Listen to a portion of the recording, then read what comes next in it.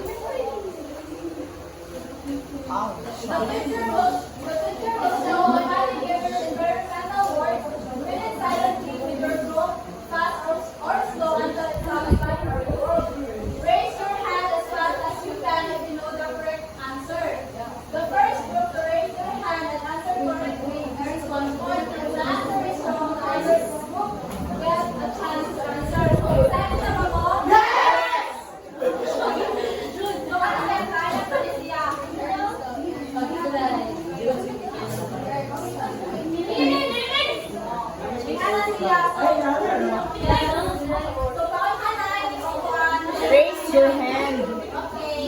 God.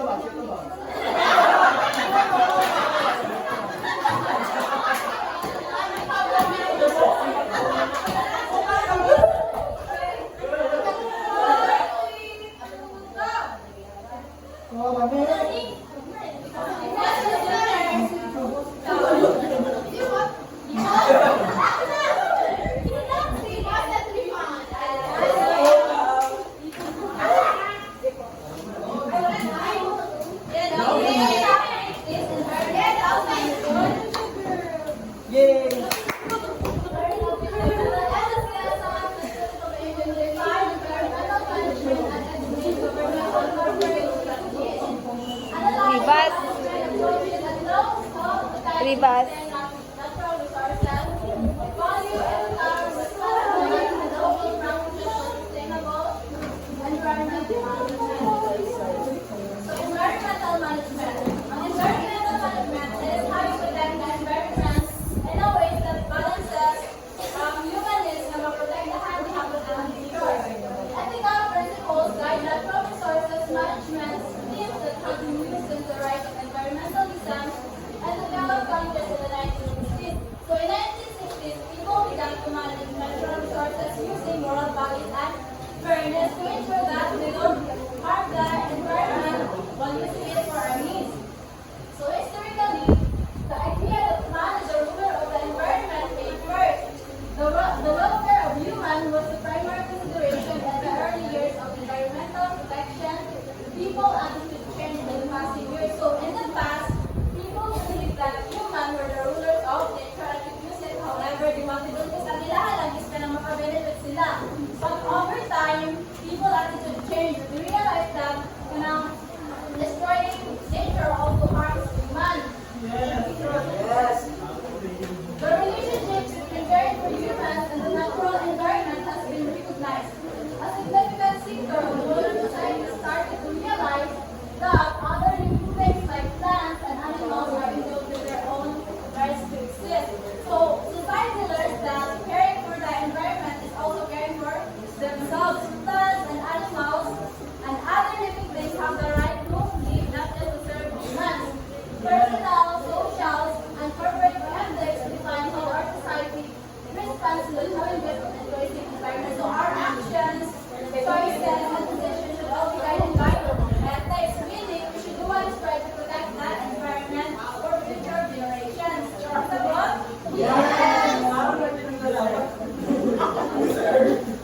So there are three strategies of government. First, the regulatory or command and control approach. Second, the economic incentive approach. Third, the property rights system approach. Ang ako lang i-discuss nila ay ang buha. And Ms. Mirandez will discuss the property rights system approach. The regulatory or command and control, the government makes rules, which is the environmental rules, and people should follow the rules. Government set environmental standards or targets through the command and control approach. Enforced by legislation, penalties are given to legislators based on the principles that regulators must make. So the government set laws and limits for pollution. Example, how much smoke or waste a factory can release. If a person or a company breaks the rules or cause pollution, they must pay more than the polluters must pay. Two kinds of standards are used are health standards and technology-based standards. So a health standard is based on science, calculation of how much quantity or hazardous substances considered harmful to humans. So this is based on science. Expert decides how much harmful substances like smoke or chemical is safe for human to be exposed or girls kay pag alam sobrang yung tao kay ay delikado na siya. Sila pala sa technology-based standards determine the kind of device that is used to control pollution. So this kind of device that used to reduce pollution. So dapat ang kanang mga pangitaw is na alam na sila ka ng mga devices to pollution. Ay, pero guys, economic incentive approach. So, economic incentive approach is kanang policy reuse, rewards, or money-based motivation to encourage people to follow the rules and protect the environment. The economic incentive approach that the regulatory approach is not always the best response for states because it is expensive and inflexible. It does not allow businesses to develop their unique methods of solving the perceived problem. With the focus mostly on cleaning up the pollution after the demolition of World Coast 1998. So the regulatory and incentive approach na ang kautukuban ng control is pinisiya ng best response or best solution sa isa ka problema. It is because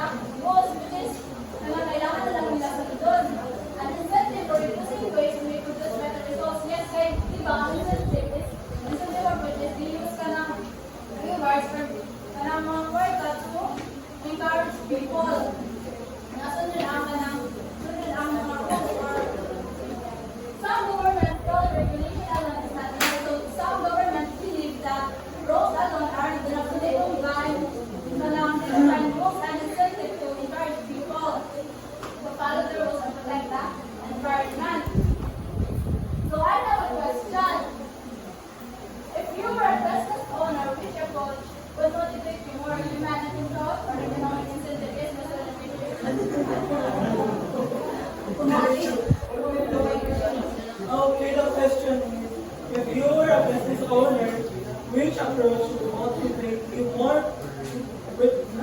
Would motivate you more? Command and control or economic incentive? If I were a business owner, I think that this approach that benefit mo economic incentives because according to me, ganina, the economic incentive is the incentive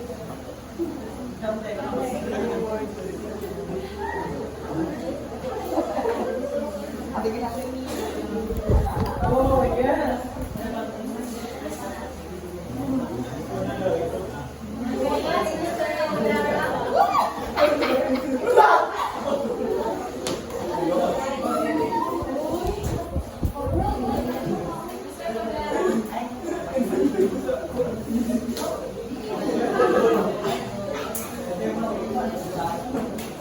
So first one, if I were the business owner, which approach would motivate you more? Siguro like what? I think the best approach na mag-motivate ako is economic incentive rate. Diba? This approach, na rin ako mag-offer of sanctions or rewards. So, for example, for those katong mula pa, of course, there are the consequence. And then, specifically sa katong mo follow or whatsoever na makapalo sa rules, nasa incentive na tayo nadawat. So, I mean, karang incentive is another form of motivation kaya para mag-guard sa mga tao kung wala tayo. That's it.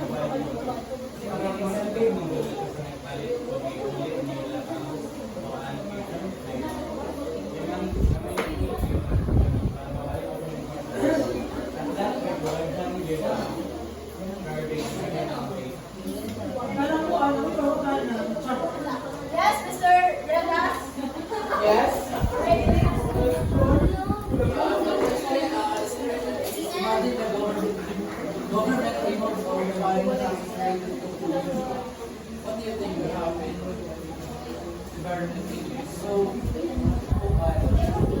siguro may tabo na hindi maayo kahit yung pag-iwag kahit ko lain din siya.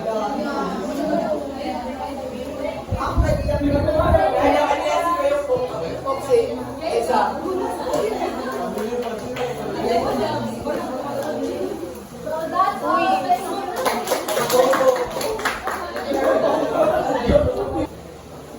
Good afternoon, everyone. Especially the lesson and the learn. I am Rachel Anthony Galandas, and I will really want to continue our topic, which is the fundamental of environmental science. So let's proceed to the information program. Governments or other groups conduct information programs about certain processes. Substances that contain harmful elements as radioactive or that are tested or synthesized products are labeled as a means to inform the public.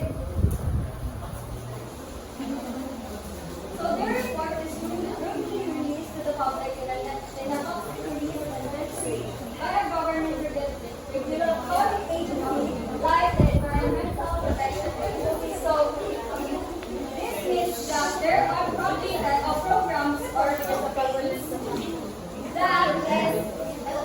that tells the people a great information about in order for them to help ganito mag-raise love, safer and better choices kung mag-buy sila of product. So this also parang, for example, is a government and organization. So parang they test the product in order for them na ang mga consumers is makakuha sila o na it contains kanang harmful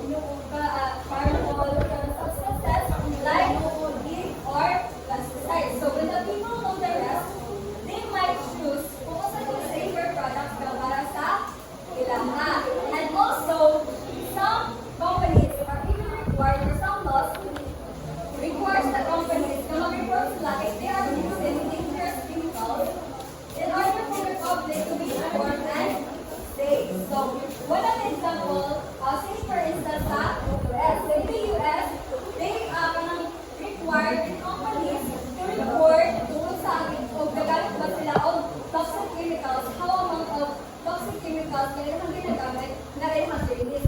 And this information is made by the public, which is the Environmental Protection Agency. So in short, information program is helps the consumers to make better, wiser, and safer choices by giving them the facts about harmful substances or company practices. Next is traceable emission permits. Please, everyone, read. Traceable emission permits. Government issues permits to business that allows them to emit specific pollutants up to a certain limit.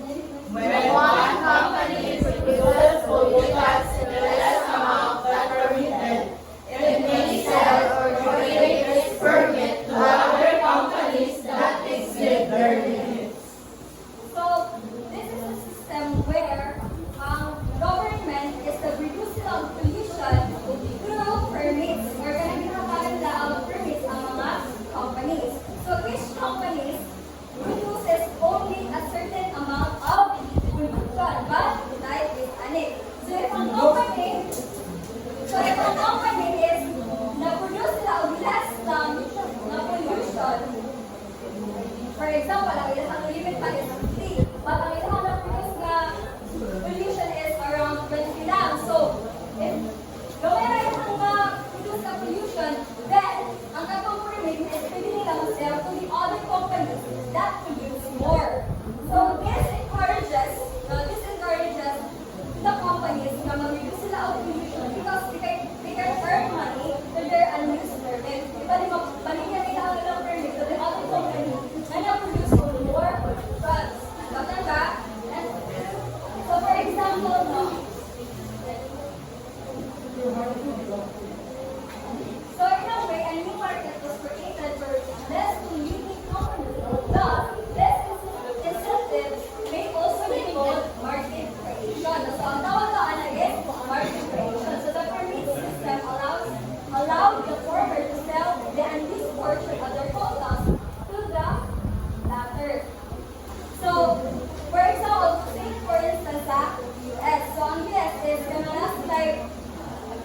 can create their permits under the supervision of the sulfur dioxide and also for the lead or the gasoline. So the company that uses less lead, they can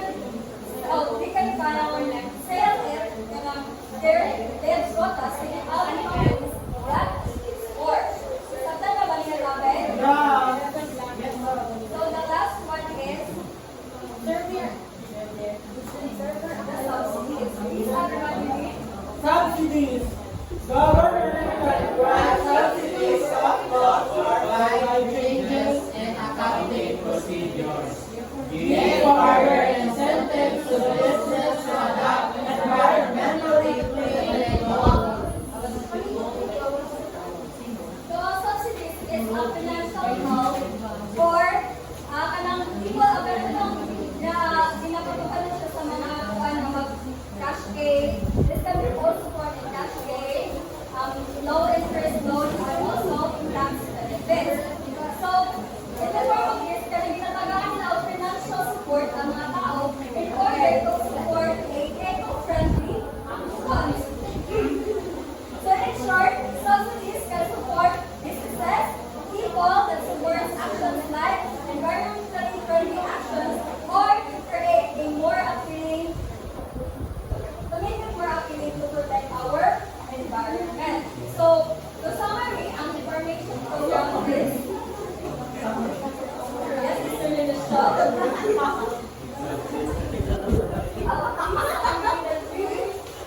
We summarize the three fundamental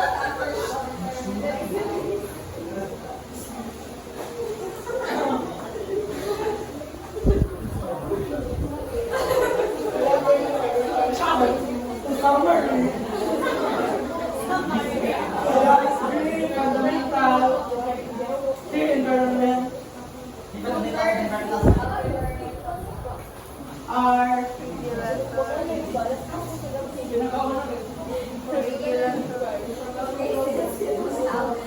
South Korea.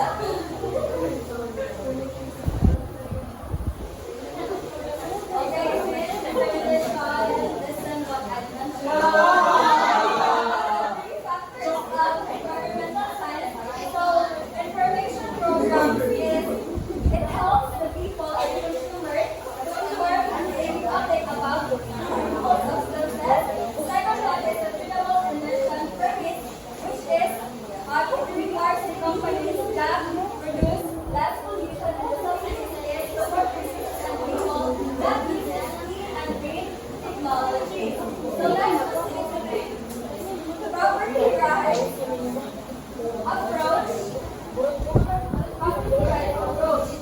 Environmental issues as discussed in fundamentals of environmental science address the balance between individuals and use and environmental protection.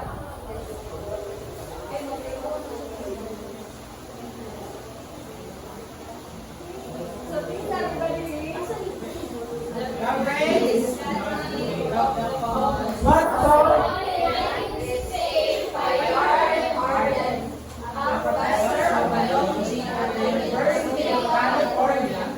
He wrote about a pasture open to everyone where birds met society, human having as many cattle as they need, without regard for the music nature of the grass. So the tragedy of the problem happens when it is shared resources like air, water, and land that used by everyone but no one but hindi siya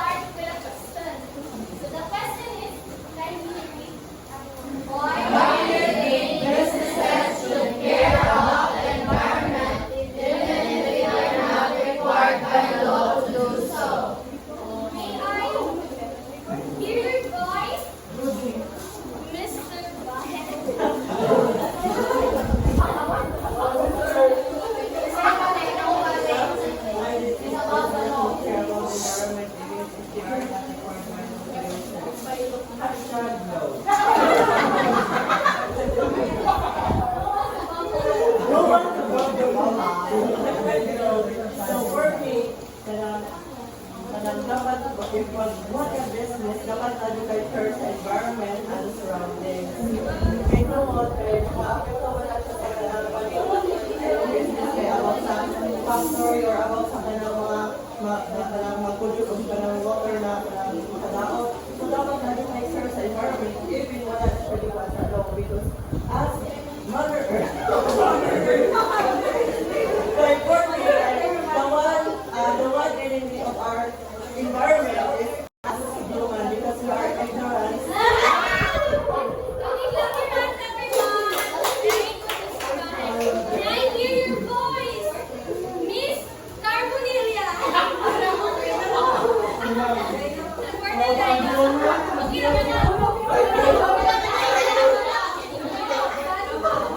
Please read the question loud. Why do you think we should care about the environment if we are not a part of it? One, ang environment, hindi ko lang kanina sa kuha. Very lang yung mga government. Kapit sa panig. Balik Oo, na. dapat, hindi lang ito siya. Okay, clap your hands, everyone. Okay. Isa pa may gusto mo answer? Jody, Miss Judy? Wala sa lakuan. Okay. May wala pa yung team. Ano daw? Basta lang din yung content natin. Or no, okay, Mr. Yofer.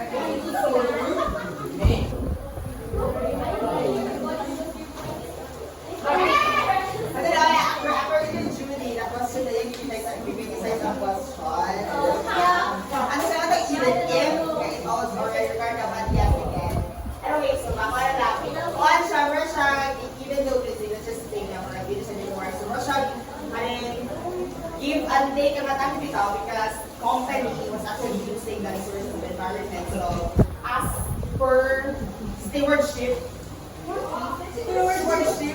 kailangan hindi yung mga because they are just benefiting each other. So, they are interdependent. So, hindi ko lang Thank you so much. Please give our hands to me. Right, topic is all about corporate management strategies. So, when you encounter these words, kung sa'yo maputang sa iyong mind, Mr. Rivas, Yes. if you will hear these words, kung sa'yo na So, when I hear that words, I think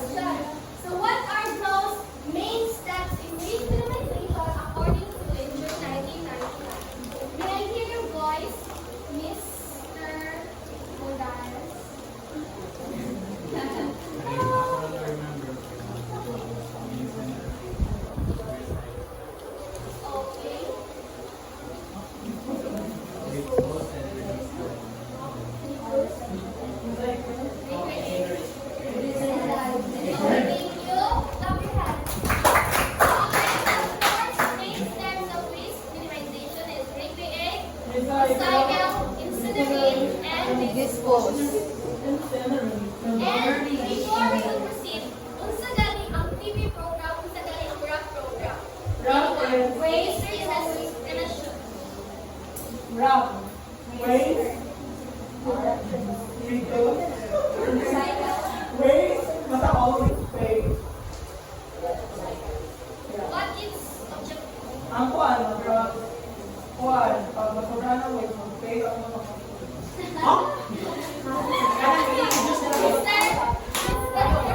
Ang rap ay katulong i-reduce nila ang Hindi kaya, like during mas bata. Well, itong 3 piece na rin siya like after. Yes. Okay, thank you. Clap your hands for Mr. Thomas. Next is, we are done with the first corporate management class. This is the waste minimization. Now let us proceed with the second one, which is product life cycle analysis. Can you read the PPT? Every product goes through several stages, making, manufacturing, distributing, using, and disposing. Okay, next up. Last, This is the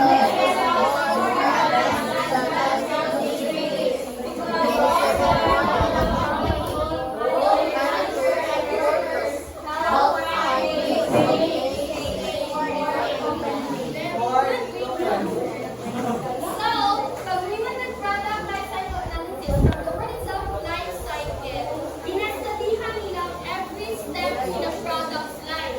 Again, inastudihan nila every step in a product life. How it is created, how it is distributed, how it is used, how it is disposed.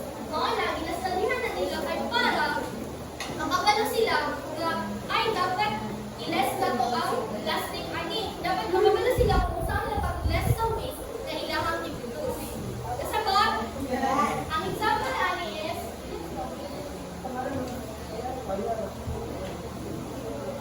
next, example ani is a bottle companies that dissolve milk bottles that use less plastic and easy to recycle. Ang example is kanang Coca-Cola bitaw. Sa una biya kay ang Coca-Cola lahi siya soft drink, right? Ay kinastudihan nila ilang mga products. That's why nahimo na ng mismo og swakto. Mas na less na ilang waste and also pwede siya ma-recycle. Mao na sila. And second one is that company designs gadgets that last longer and can be needed afford for recycling. Ang example na is kanang iPhone store or Apple store. Ibalik, di ba pag magpaayos ng Apple store na nadaot na, may dapat pagbayan bitaw na ay kuandi na siyang mga piyesa. Mga nang example na sa sa product life cycle analysis kay since ang Apple store, inastudihan nila ng products, ibara, ang uban nila ang uban piyesa sa kanang food, isang nadaot na siya, pwede na nito makuha. So, malas ang waste, ay magamit pa man siya ma-recreate pa man ng other materials. Kasagot na sa life cycle.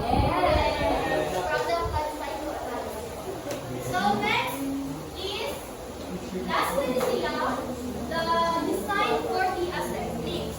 So, everybody read. Some companies redesign their products so they can be easily taken apart when no longer useful. This helps in recycling and reusing for products. Okay, ganito sa design for the assembly. Dahil, kaya pag nag-isa ka product, ma-old na or ma-broken, pwede na ninyong ihabos siya gamiton.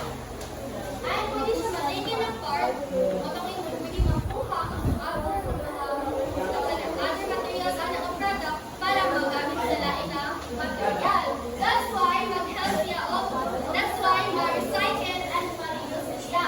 Example, ani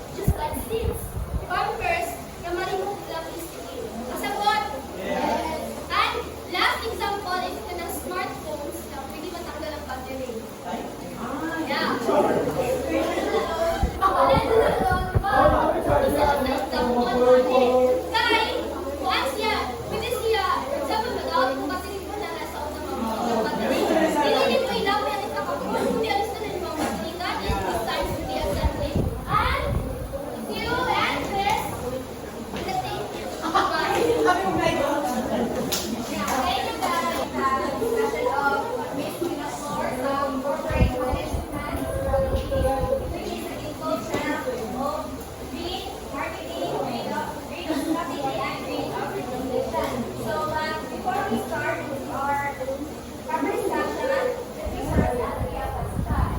So, Mr. Gomez, as consumers, how can our choices of eco-friendly products encourage more companies to go green?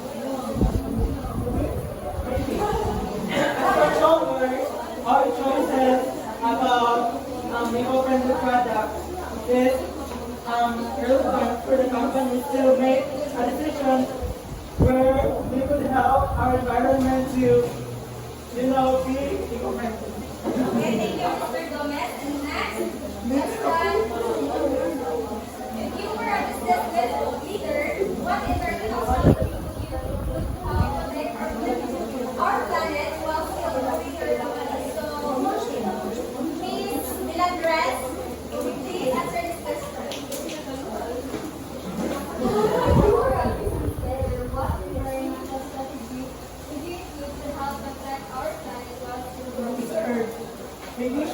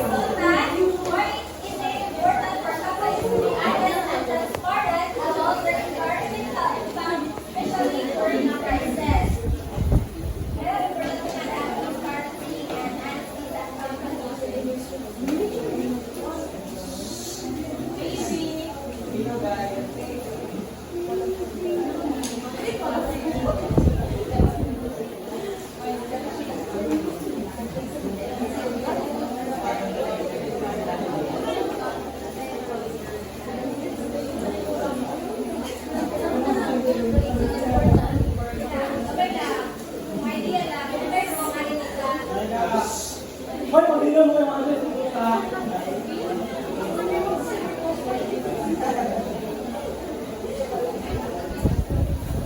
Para po sa ilang kuhan, para po sa ilang image, para perfect ka rin kapag sa pananaw sa pagkakao.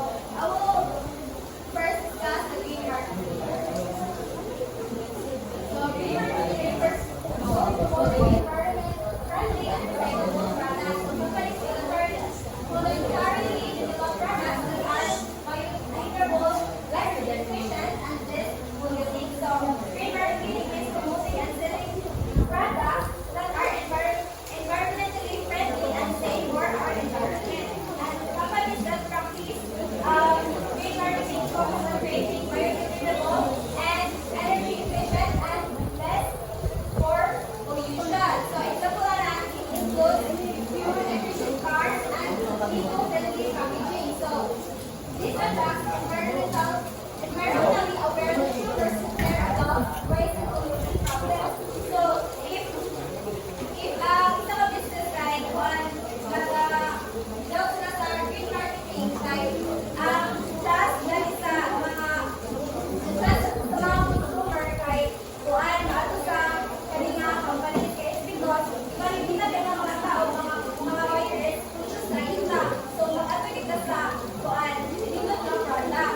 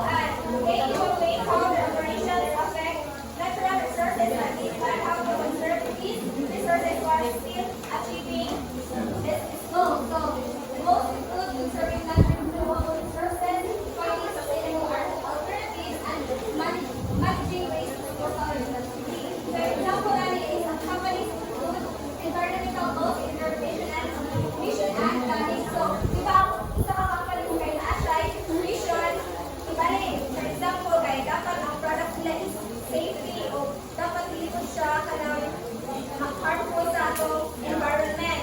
And next, importance of greenhouse strategies to identify environmental risks early. So, important ang greenhouse strategies sa isang company or business is because ito ma-prevent ang mga kanadaling mga future environmental risks. So, sa wala pa yung environmental risks, nalang sila yung wala na mga plan and strategy kung saan ihatag ang solution ana. And plan for resource conservation and selection materials and maintain compliance with environmental regulations and promote long-term sustainable and forward-looking sustainability. By following environmental goals and sustainable methods, sometimes shows corporate responsibility and how ensuring that natural resources will be available for future generations. Kaya para ang atong resources is kanang bagnan pag next generation. And next, greening of communication. So, whereby when you hear the word greening of communication, comes to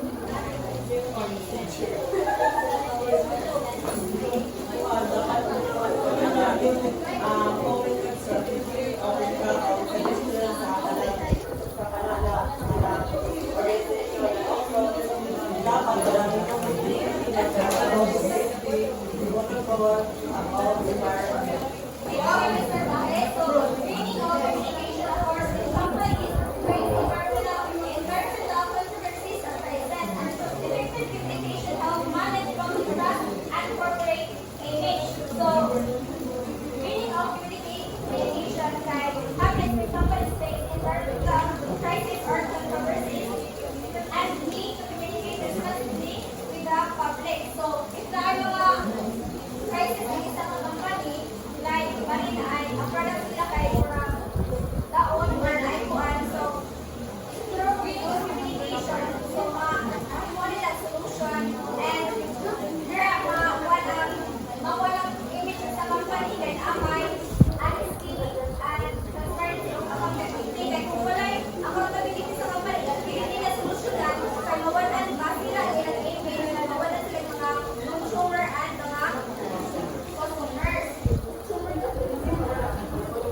companies must be transparent about their impact and engage in information drives and citizen action panels and publish annual environmental reports.